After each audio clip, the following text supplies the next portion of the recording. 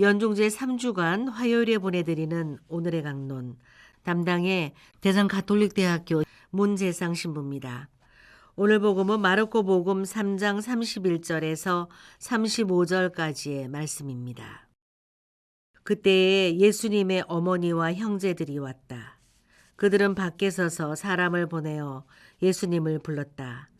그분 둘레에는 군중이 앉아 있었는데 사람들이 예수님께 보십시오. 스승님의 어머님과 형제들과 누이들이 밖에서 스승님을 찾고 계십니다. 하고 말하였다. 그러자 예수님께서 그들에게 누가 내 어머니고 내 형제들이냐 하고 반문하셨다. 그리고 당신 주위에 앉은 사람들을 둘러보시며 이르셨다.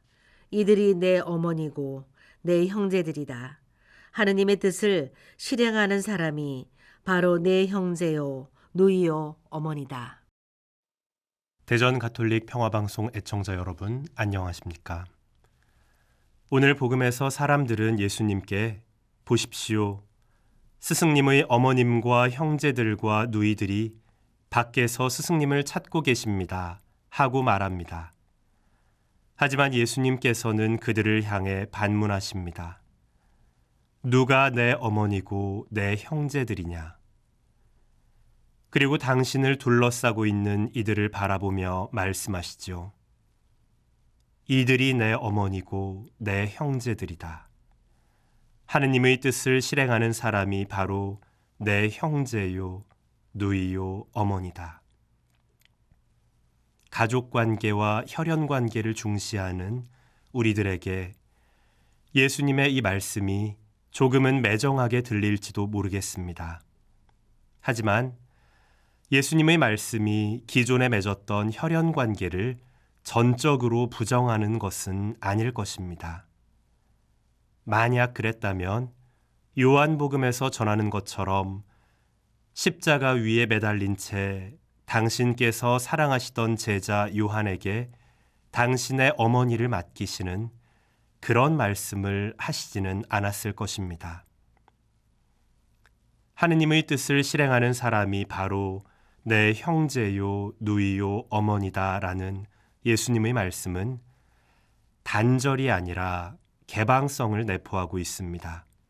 즉, 혈연 관계를 단절하기 위해서 이런 말씀을 하신 것이 아니라 하느님의 뜻을 실행하는 사람들을 당신의 새로운 가족으로 받아들이시겠다는 개방성이 그 말씀 안에서 드러납니다. 이와 같은 예수님의 개방성 안에서 시간과 공간을 뛰어넘어 이제 우리에게도 그분의 가족이 되는 문이 열리게 됩니다.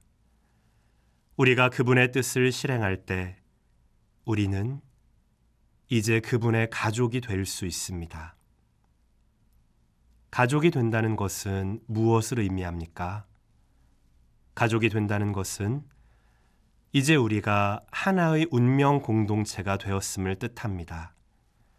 그분께서 기뻐하시는 일에 함께 기뻐하고 그분께서 슬퍼하시는 일에 함께 슬퍼하며 그분께서 바라시는 것을 바라고 그분께서 꺼려하시는 것을 피하는 것.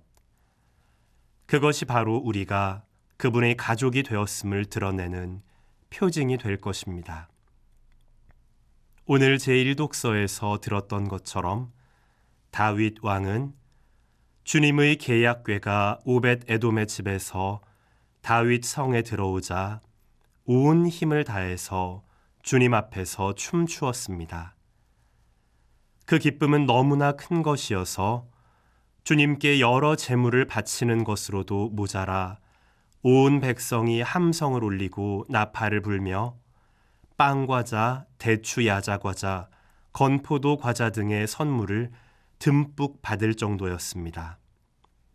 주님의 궤를 모신 기쁨이 너무나 커서 다윗은 채통도 잊은 채 백성들 앞에서 온 힘을 다해 춤추었습니다. 무엇이 다윗을 그토록 기쁘게 만들었을까요?